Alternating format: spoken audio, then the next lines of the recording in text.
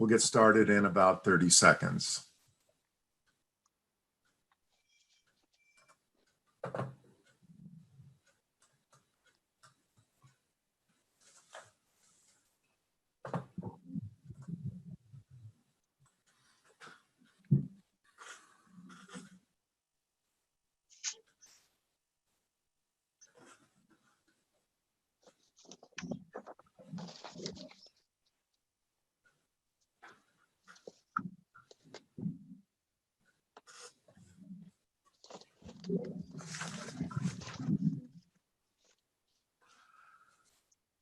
Again, good morning, everyone, and thank you for joining us for the first of what will be a three-part webinar series we're calling Retiring Without Selling. And we know you have busy lives and appreciate you taking the time to join us. To avoid the Zoom fatigue, we are keeping the program to just 45 minutes. I'm Dave Sullivan, a shareholder and director of business development at Perkins & Company. We are Oregon's largest and most admired, according to a poll by the Business Journal, accounting firm, and I will be your host today.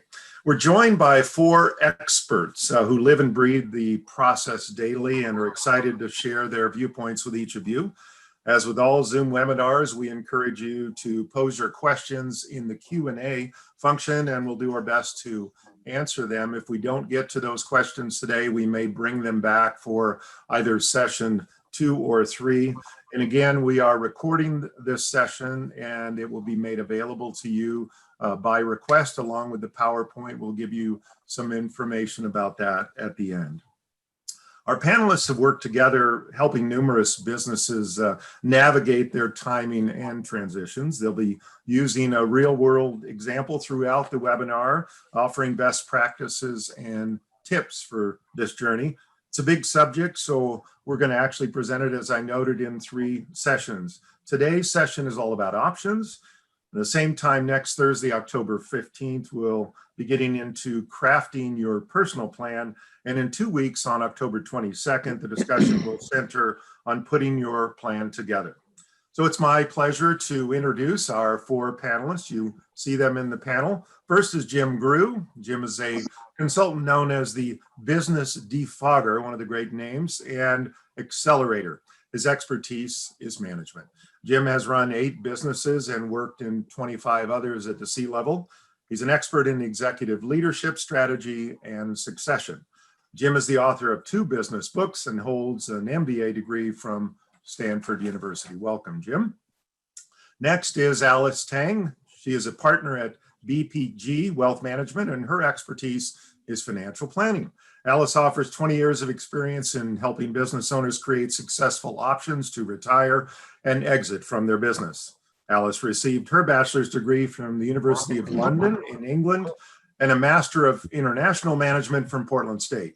She's a chartered financial consultant and is a frequent national speaker on the topic of finance and money. Welcome, Alice. Next, Don Beelen is a principal at Perkins. He's an expert at untangling the family knot that's often present in so many businesses. He specializes in business transition and succession planning. Over the past 25 years, Don has advised over 400 businesses and their families across the United States, and I consider him a good friend as well. Welcome, Don. And last but not least is Suzanne Hanafin, the founder and president of Acumen Executive Search, who is an expert at finding the right leaders. Suzanne spent her early years with the Big 6 accounting firm and numerous Fortune 500 companies before returning to Portland and eventually starting Acumen. As a certified women-owned recruiting firm, Suzanne and her team at Acumen use culture as their North Star when recruiting and helping organizations throughout transition. Suzanne, we look forward to your sharing. So if you're a business owner, you might be thinking one of 3 things about your transition. Number 1, I will run my company until I die. Number 2, I will sell for great gains when I'm ready. And number 3, I will give my company away to my kids, my employees, or my executive team. Well, we're here to discuss another option. That is how to stay in the business while stepping back. And here's that real life scenario I was discussing with you. So we're looking at John and Jen. They're in their late 50s and have owned their business for 25 years. Their business has done well, but now both want to spend more time together. Sound familiar? And to do that, they want their situation to include, number one, John stepping back from daily operations of the business, focusing on assuring the performance of new managers and continuing his essential relationships with the customers. Number two, a leadership team that has a great chance of continuing successful operation of the business. We all want that. Number three, a succession agreement that pays John and Jen over several years to ensure the retirement that they want.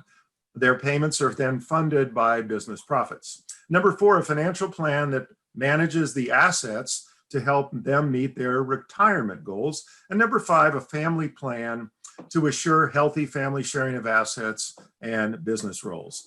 So good news, after several years, they are in fact exceeding their goals. And now that we see the picture, let's start with our panelists and as to how this is all possible. So Jim, we're going to begin with you first. And how do we start that conversation with the business owners? Well, strangely enough, we don't start the conversation with money. We start the conversation with leadership. And the reason I say it's strange is that leadership is often invisible. It's there, but because it involves the owner and the CEO doing what he or she has done for years, it's taken for granted. So from the numbers standpoint, studies have shown that if you have a strong general manager when you step back, that increases the valuation of your business by one EBITDA. EBITDA is about 125% of your annual profit. If you have a solid leadership team, that's worth another EBITDA. Now, why does that matter? Because those valuation numbers will affect the bank loan that will be part of what funds this activity. Also, the stronger the leadership is, the better your chance is of actually getting the money that you've agreed to have the business pay you, because as you step back, somebody's got to run the business to see that the business stays healthy and you and your spouse get paid. So the first step in this process is a goals assessment. And by that, I mean, what do the owner and spouse want? Do they want to sell or do they want to stay in? What is their timeline? Who are their advisors? And the advisor question is one which people skip over at their peril, frankly, because their advisors need to be not their old friends of 30 years, but folks who are skilled in this particular kind of restructuring. And that includes these advisors: a business attorney, a trust and estates attorney, completely different functions, your CPA, your financial advisor, a family assets advisor, a search professional, and a leadership consultant. That seems like a lot of hands in the pie, which is testament to how complex this plan actually is. The right advisors will increase the odds that you will reach your goals. If you don't have good advisors, you're walking in the African jungle hoping things will work out. Not a good bet. The goal assessment then is to continue. What do the owners want personally and with the business? And then what are the family goals? And this is about money coming out of the business and what role does the business play in their life? And finally, who will be your business partner? Because the people running your business, particularly the new leader, becomes your partner in a different kind of an investment. Separately, a leadership evaluation, which uses a 16-point outline that I've devised, built on the experience of doing this, which covers these general topics. What are the business results today? How strong is the business? And underneath that, is it strong enough to fund the longer term plan that you have? What is the plan for successor leadership? And that's not just the owner, but any places where there may be leaders who don't have the strength to run the business well. And let me pause and say that there is a phenomenon which I call the leadership shadow. And it's this: most employees in the back of their mind think about what does the boss want as they are making choices or decisions. They just do. That works fine till the boss isn't there. And then that continues.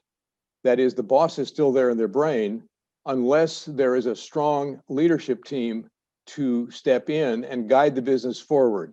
Otherwise, the business is frozen in time. Not a good idea.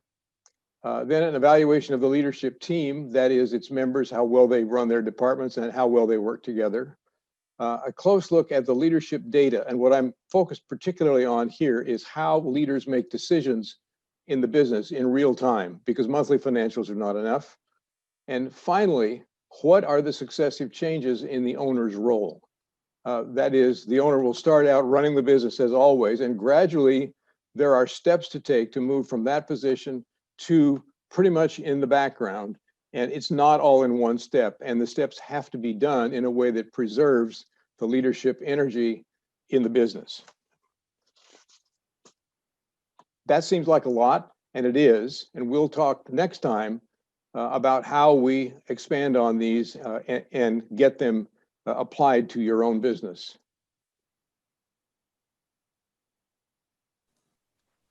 Jim, can I jump in with a with a question for you before we move on? Sure. And that is, what are the major blocks for the owner to successfully step back? I mean, there's so many elements to take into account. So what are they dealing with here? I'm chuckling because this is very human. The first block is an owner who has trouble visualizing herself in any role but the one they've always held.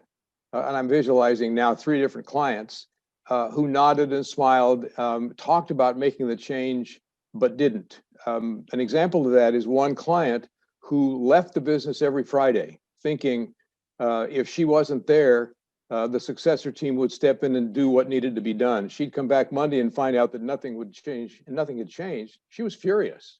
She couldn't understand it. And that's because we hadn't built a strong enough team and said out loud, you need to do what the business needs, not what you think the owner would want. So that's one. The second of 2 is an owner who is unwilling to let go of the critical operating decisions. Then usually the basis for changing that is better information quicker, so that the owner knows what's going on without having to be in the middle of the discussions. Yep, that makes sense. None of it's simple, is it? No, Or not. everybody would be doing it every day, and we'd have all these beautiful transitions, which of course we know is not the case, and that's why we're here. So I want to move on to Dawn Beelan. So Dawn, given what Jim shared, what do you believe are the key elements for discovery and this process we're talking about? Well, good morning, everyone. Dave, thanks for the introduction. And I think Jimmy did a great job really setting the foundation for this discussion. So as Jim talked about his leadership, but then also part and parcel when we worked with John and Jen in a very collaborative approach. First step oftentimes is really to educate them about what are some of the key components in this process. So we looked at and said, okay, let's look at your personal financial situation. What are your goals and dreams? What does your post-transition life look like?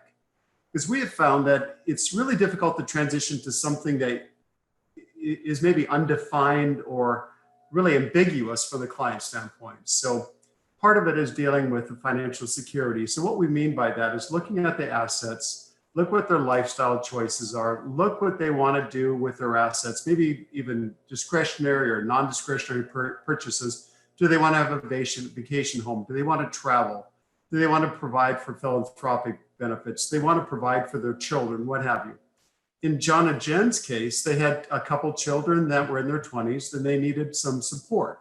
They needed to provide for their college education. They needed to provide for a startup of one had a small business. They also want to help the other daughter buy a house. So we had to incorporate all of those things relative to John and Jen's financial security requirement and say, how do all of these pieces fit together? Secondly, understanding that the golden goose is going to be the corporation. So we had to look at this and say, let's look at the strategies that's being proposed. So interesting in this particular case, John and Jen were presented with the ownership transition strategy that provided an opportunity to maybe move a good portion of the equity down to the key employees. So my question is, could the company or can the company afford to fund this transition? What's happened in terms of the company's ability to finance the growth in operations, operating cash, service debt, but also how does that relate to their financial security and how much money can they pull out of the business? And what does that look like under different economic situations? Thirdly is we want to look at and talk about estate tax reduction and control. Part of that is beginning to educate John and Jen about, based on what they need, and I'll touch on this in the next slide, and what they have, are there opportunities to transfer assets during their lifetime to reduce the impact of federal inheritance taxes? They had a net worth of about $20 million. And they had some state inheritance taxes they need to pay attention to. But if you're going to be transferring assets, what's the best way to transfer it? Is it sitting in a trust? Is it outright to the children, et cetera? So there's all kinds of strategies and techniques that are available under those scenarios. So it was really the first step in the process was to educate them on these key elements, help them understand their options, their opportunities, the benefits, the disadvantages and advantages, so they can go into the planning process much more informed. So part of the process after we've educated the client is really go through the readiness. How prepared are they for this transition? Back to the point that the attorney had presented, frankly, a very complex strategy, is that we felt we need to look at that from both a personal standpoint and say, can they afford to do this strategy? What does that mean in terms of their business objectives? What are they trying to accomplish? You know, is it key employees? Is it maintaining employment for their other employees? Is it continue to grow and expand the business? Is it contracting the business? Is it maximizing profitability? So trying to understand what those goals and objectives are. I think it's safe to say that most people don't walk around with a defined set of objectives in their back pocket. And the reason why I say that is because most individuals don't have a clear definition of what you want to accomplish, in large part because they don't know what's available. So the analogy I oftentimes use with clients is that when you walk into a restaurant, you don't know what you want to eat until you look at the menu. And you look at the menu and say, this sounds good, this appears to taste good, etc. So based on the process of elimination, we're going to basically give clients a menu of options to choose from and help them look at the relative impact of each of those objectives and each of those options, so then they can create more of a defined set of objectives that are specific, that are measurable, and something we can monitor. Secondly, on the second dot point, we talk about, and I touched on this, we compare with what they want in terms of their standard of living, their life objectives, their future time post-transition, what they want for their children, what they want maybe philanthropic, and define and really calculate how to satisfy that objective. Then look at that relative to what they have. Well, when we talk about what they have, what we mean by that is, let's take a look at their balance sheet. Let's look at their assets, the composition. They probably have, and I'll talk about this shortly, but they were very under-diversified and heavily concentrated in the business and the commercial real estate. They have some retirement monies, but they, just like most business owners, have accumulated a lot of net worth outside the business or the commercial real estate. So we needed to figure out, based on what they have, what are the characteristics of those assets and how does that relate to what they want? The delta, when you look at what they want, basically, you can calculate what that number is versus what they have, and you can determine that number. What we say, the delta between those two variables is planning opportunity. So you have more, if you have more than what you really need, then we can look at strategies for either risk reduction, might be lifetime transfers, it might be ability to structure it so we don't have a lot more financial exposure to their situation. Thirdly, we get into identifying the issues and opportunities.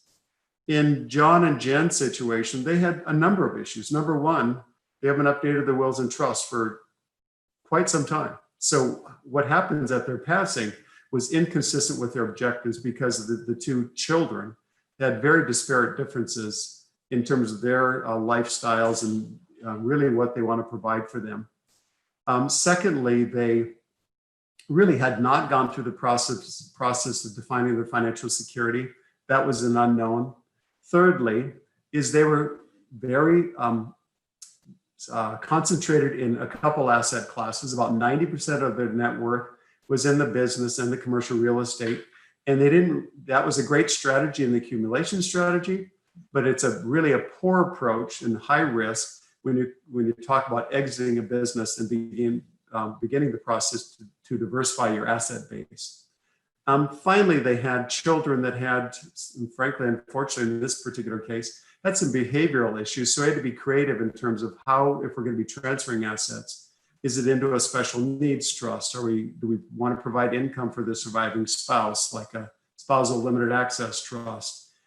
Did we have something, did they have anything in place for their grandchildren? They wanted to provide some education. So did they have like 529 plans in place, et cetera? So we identified what are the issues and opportunities, and then to begin to identify, the next step was the planning scope.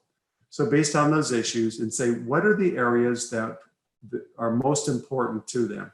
And how do we want to allocate our resources, our time, our energies towards satisfying their goals and objectives? So by definition, we create a scope of work, and then we prioritize our efforts by working through that scope into items that are the most important, that are most impactful in the short term. So what we find is, in summary, the readiness assessment really gets the client to the point where they understand what they're trying to accomplish better based on the options. We've identified the primary issues and exposures that they have for them. Then finally, we define a process and a scope to help them through that. So that's what we do. Thanks, Don. That's important stuff. Real quickly, what kind of time frame are we looking at this is difficult work to do, to get grounded and then to make some decisions. What time frame does one allow for this? I mean, what's the continuum from beginning to end to get through an assessment? Yeah, that's a great question, Dave. In this particular case, so we had to do some personal financial analysis to answer those key questions. We needed to do some corporate financial analysis because we determined that the strategy that was being proposed by the attorney was actually very problematic, because the business, if it goes through an economic downturn, would be the strategy could not be fulfilled. So that took roughly about 60 days, maybe almost 90 days. I went through multiple iterations. We do a lot of scenario analysis. It also is going to be dependent upon the client in terms of their ability to absorb the information and make decisions. Very good. Thank you, Don. So Suzanne, now that we've determined that both the owner and the business is ready for a transition, but we've identified some gaps in the key leadership team, while the owner wants to remain in the business. So can you help us think that through and break that down for us? Yeah, thank you so much, Dave. Thank you, gentlemen. I can't stress enough the importance of this readiness. And I know you heard it from Jim on the owner readiness, and is the business ready from Don. But it really, we need to kind of take a step back and really look at this, because by the time a recruiter comes in and finds either the leadership of the management team or the successor to the CEO, having this done ahead of time really helps shape and makes everything on the back end so much smoother. So, I think it's human nature for all people to second guess themselves. And we can take John and Jen's example. They had a 4-year vesting period for his successor. And I can't tell you how many times John called and did we get the right person? Was Susie the right fit?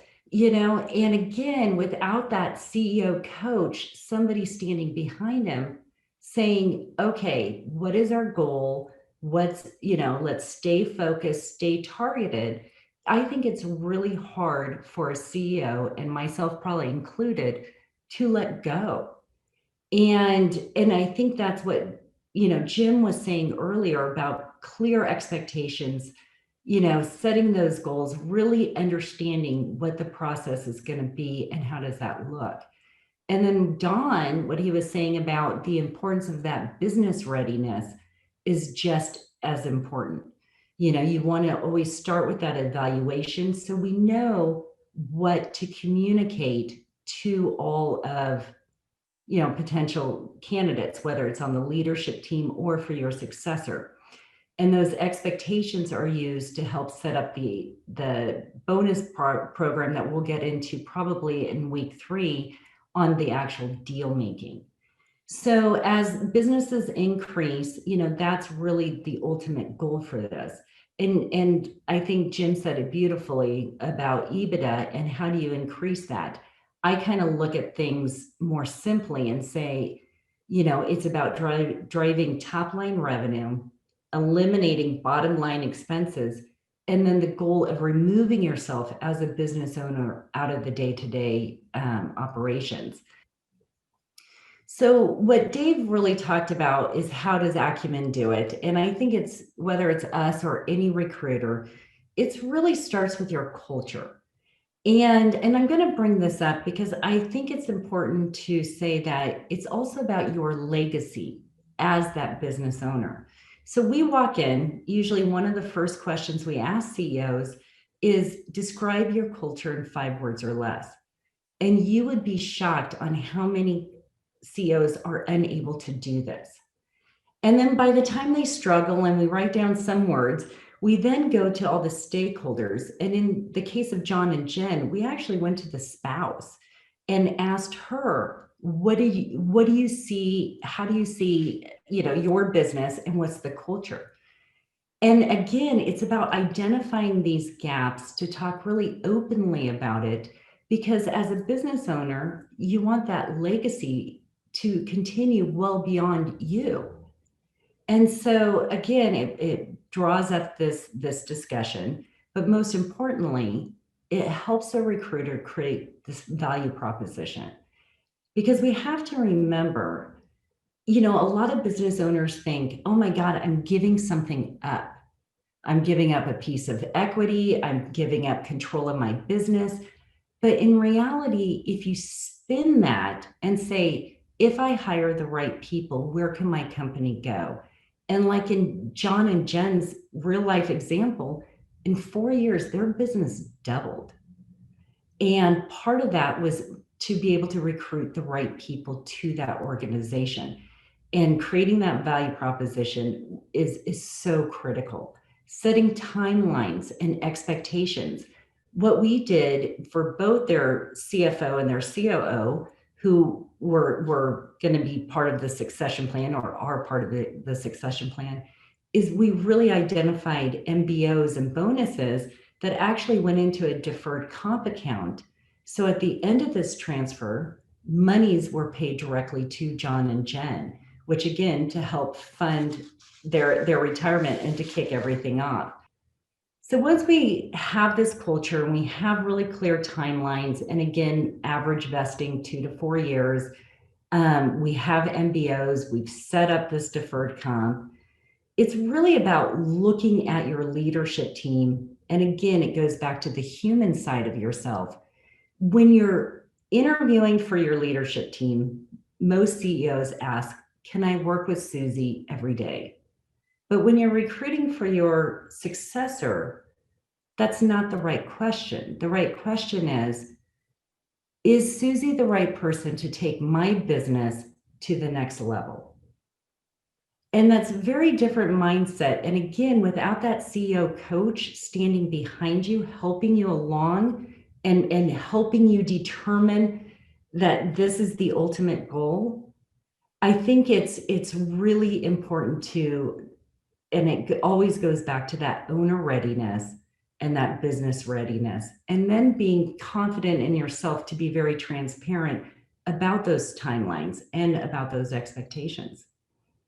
And I think, Dave, back to you. Oh, Dave, I think you're Yep, there. I'm good. Too much coffee, boys and girls.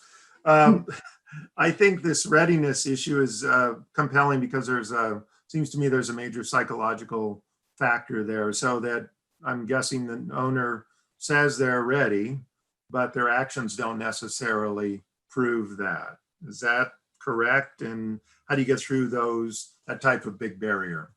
Yeah, and I think it goes, and we see it all the time. We do probably between 8 to 12 of these successors every year. And I think every CEO says, yes, I am ready. I'm ready to step back. But then they start questioning, wow, Susie is communicating differently than I do, or she's setting this up differently. And that goes back to what Don was saying of having this team behind you. And it sounds like a lot of different people with a lot of different moving pieces. But without that, of staying very clear and staying focused on your ultimate goal, you know, you need those people to remind you of that, to say, just because I wouldn't do it that way doesn't mean it's the wrong way. Yeah, that makes sense. So thank you, Suzanne. Alice, you've been so kind and patient to wait for your turn. So why don't we dive right in and share your role in developing the financial roadmap as we see an increase in the assets of the company. Thank you, Dave. So Jim talked about that he doesn't want to start first thing with John and Jen about talking about money. Actually, I do start talking about money for the first thing. When they first came in our discovery meeting, instead of just driving down to their goals, we take a step back and look at what motivates them regarding having money. So here are the two questions that I ask any couple who walk through the door or any business owner. Tell me a time when money created a lot of joy. Tell me a time when money caused a lot of pain. These two questions not only help me to understand what drives them, but also many times the spouse that is sitting and listening are surprised to hear their answer. Actually, that help them to better understand each other, and so they can better align their goals. Now, some of the answer to this question looks like the following. I had to work, I quit high school and work. I miss going to college. It was super painful. It's one of my goals. I wanted to go, but I can't because my family was so poor. I got to quit to help provide to my family. And I don't want my children and grandchildren to go through this. Very powerful. The kindness to provide based on a previous history of pain. Another answer could be the first time I was able to buy a vacation for my family and all their spouses, my children and their spouses, and let them pick anything they want on the menu. Talking about restaurant and menu, Don just mentioned, is important to me. It's the most joyful time and the best use of money. You see, there's many things money can buy. Of course, money can also buy retirement.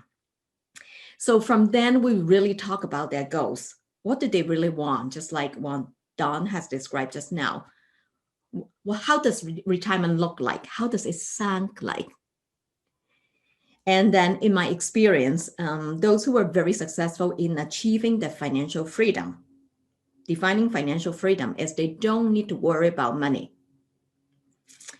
Are the people who align their money motivation and their financial goals enough to get there.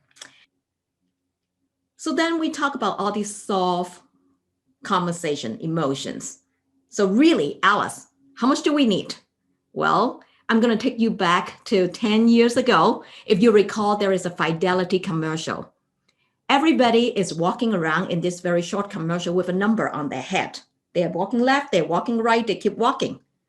So what it demonstrated is everyone has a unique retirement dollar, lump sum dollar for them to successful and comfortably retire.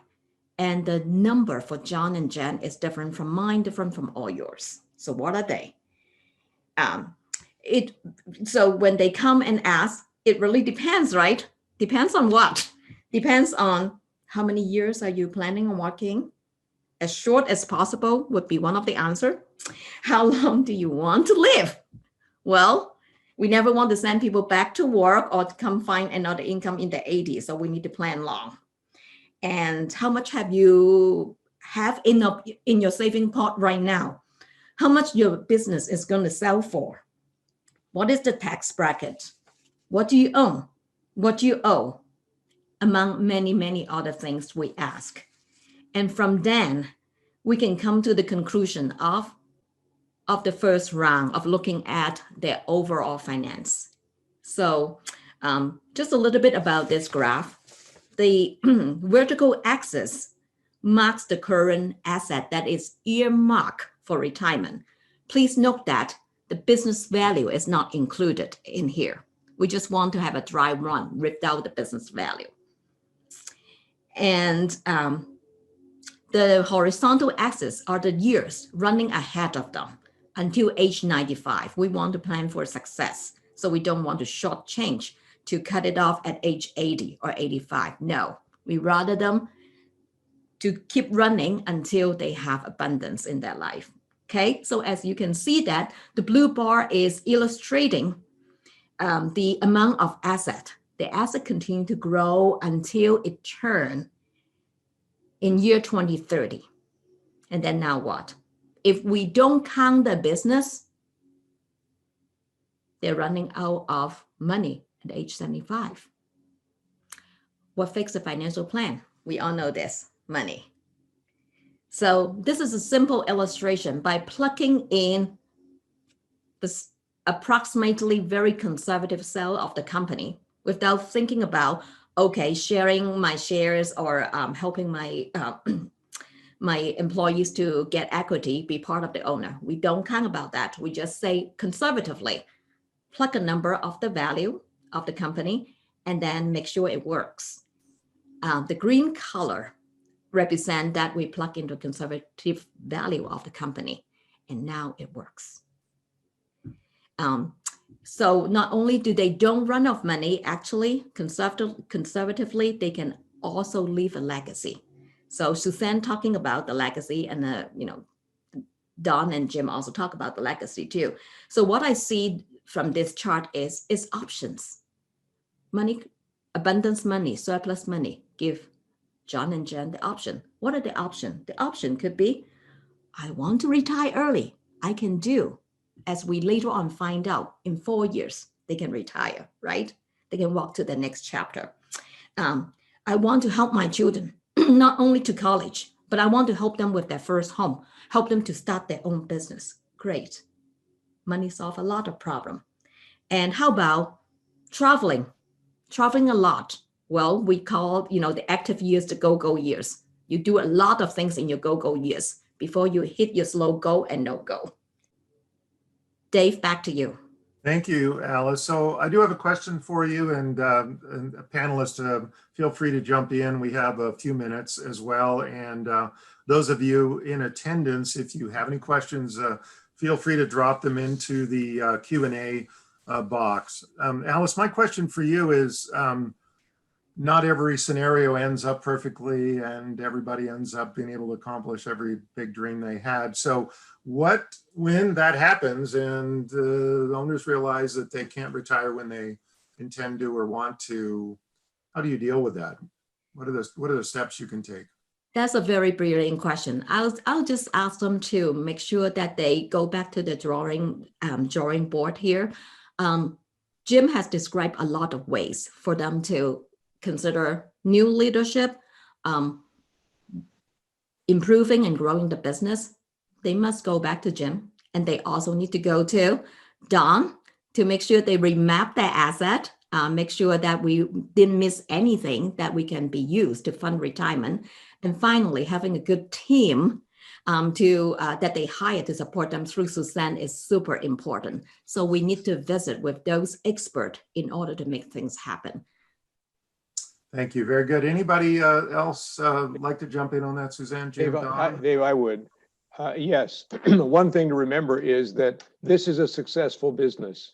It's not in trouble, or if it is, the troubles are probably not catastrophic. So usually there are tactical problems that can be solved. It may be that the owner needs to step back in and do more than before. It may be that one of the people that was promoted can't do the job. It may be that a major customer has gone somewhere else, and so a plan needs to be built to change that, and the new team is too new to figure out how to do that, et cetera, et cetera. So it's a strategy adjustment, an operating adjustment, probably with more hands-on from the owner for a while. Okay, very good. Anyone else? Dave, one other thing to add, just to kind of tag off of what Alice was saying. In John and Jen's particular situation, being that the business has had so much growth over the last 4 years, we oftentimes know that a business that's grown dramatically over a period most likely isn't going to sustain that level of growth because it becomes unsustainable just from a pure math standpoint. So in this particular case, since John and Jen were stepping back and putting a lot of responsibility on this new leadership team, a number of KPIs had to be, key performance indicators needed to be identified so that John and Jen could know in the event that their plan was going off track, they would know that early by monitoring those performance indicators. So it's very important that there's a number of measurements that are put in place looking at their personal situation, but also the corporation's performance, making sure that the corporation is able to fulfill its obligation, because in this particular situation, the business took on a tremendous amount of debt. And if the business underperformed, and looking at what happens with things like COVID, it can definitely change the nature of that business model. Yep, absolutely. Okay. Suzanne, any final thought? Oh, I think these guys have said it beautifully. You know, it's part psychological for the owner, and the owner has to decide, you know, timing, expectations. And then the last piece I would say is pull together your advisory team. I think that's the secret to success. Well, indeed, and you all have played that role with this very particular company and others, and I think that's why we're here, is to just talk about the holistic approach. We are right on schedule, just a couple minutes left, and a couple housekeeping business items. First, thank you to each of our panelists, Suzanne, Alice, Jim, and Don. Thank you so much. And those of you who attended, we thank you for being here and encourage you to invite others to join us. We have session number 2 is next Thursday, same time as next week at 11 o'clock for 45 minutes. And we encourage you to invite some others if you would like to have them join you. Also, we are recording this and have the PowerPoint available. And we would ask that if you're interested in having both or either, just drop us a note and we will send that to you separately. So again, thank you so very much for joining us. We hope this was helpful, and we hope to see you next Thursday at 11 o'clock. Be safe and stay strong. Thank you all. Bye-bye. Thank you.